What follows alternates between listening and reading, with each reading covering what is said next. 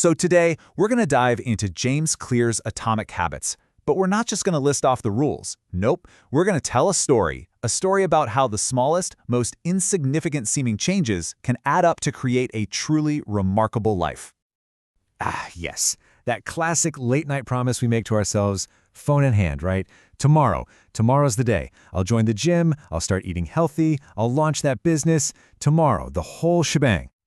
Sound familiar? I bet it does. If you've ever felt that powerful urge to transform your life, but then just felt completely paralyzed by the sheer size of it all, you're going to know exactly what I'm talking about. It's that feeling of being so overwhelmed that you end up doing absolutely nothing.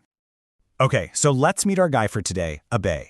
He's just a regular person with big dreams, but he's totally stuck in that same loop. Great intentions, but zero action.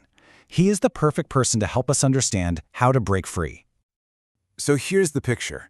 Abai spends his nights scrolling, and his days just feeling behind. He has this huge list of things he wants to do: get fit, eat right, become an entrepreneur. But it's all so much that he's completely frozen by that one question: where do I even begin? And the result? Another day gone. Nothing changes. And then a friend hands him a book, Atomic Habits. Now, Abe's skeptical, He's expecting the same old motivational talk. But what he found inside wasn't about some massive heroic effort. It was about something much, much smaller and way more powerful. This right here, this is the big idea that changes everything.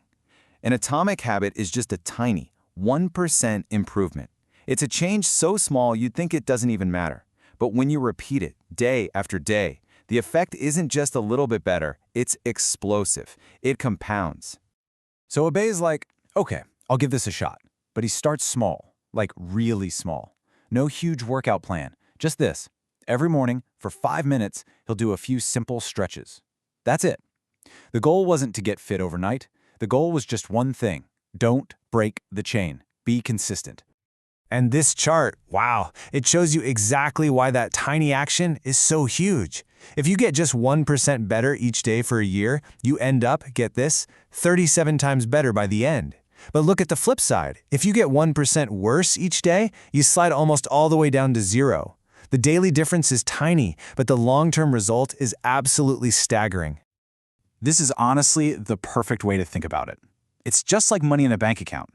Your habits are multiplying over time. So that 5-minute stretch Abe was doing, it wasn't just 5 minutes. It was a tiny deposit in his future self that was about to start earning some serious interest. Now, as Abai started to build this tiny habit, he discovered what is probably the most profound idea in the whole book. The real goal isn't just to achieve something, like losing weight. The real goal is to become someone new. See, most of us set outcome-based goals. I want to lose 10 kilos. Sounds good, right? But what happens when you hit the target? Well, often, the motivation just disappears and we slide back. Identity-based habits are a total game changer. The focus shifts to becoming a fit person. And a fit person, well, they make healthy choices just because. That's who they are. This one question changed everything for Abe. मैं कौन बनना चाहता हूँ? Who do I want to become? He stopped asking what he wanted to achieve and started asking who he wanted to be.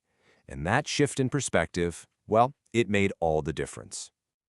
And check out his new identities. He didn't force himself to read. Instead, he decided, I am a person who learns something new every day. He didn't just try to be organized. He decided, I am a disciplined person. Every small action then became a vote for that identity. And this last one is so powerful. He wasn't a smoker trying to quit. He was a non-smoker. Can you feel the power in that? It's not a struggle. It's a statement of fact.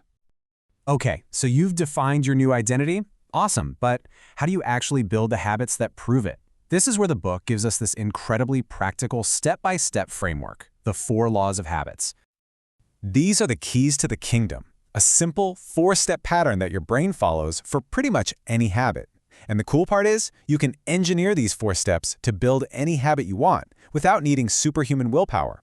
You're just building a better system. So let's see how Abhai used this for a habit he always used to fail at, journaling. First, to make it obvious, he put his notebook and pen right there on his desk. You can't ignore what's right in front of you. To make it attractive, he'd add a fun little doodle each time. To make it easy, he just had to write 3 simple lines. No pressure.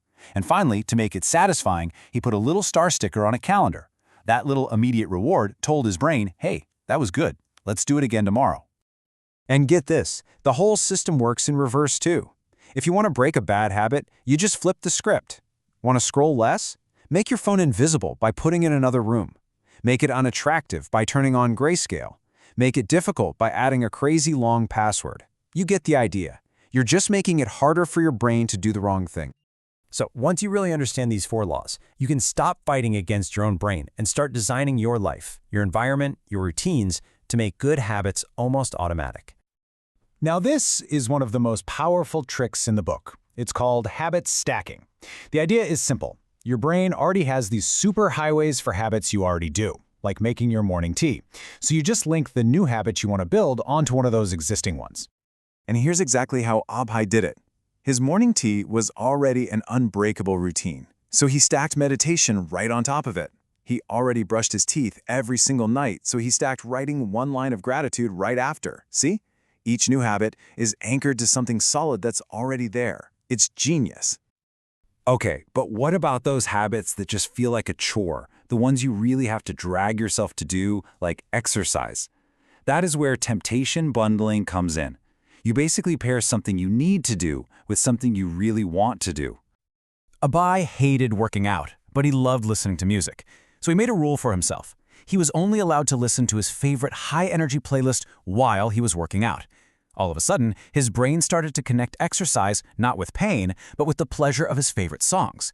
He basically bribed himself into getting fit. And really, this is the idea that ties it all together.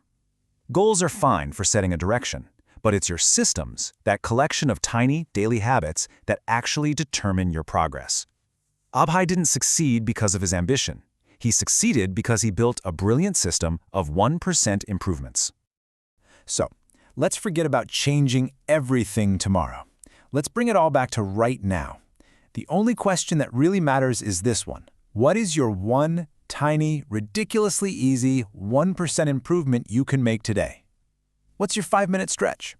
Because that's where everything begins.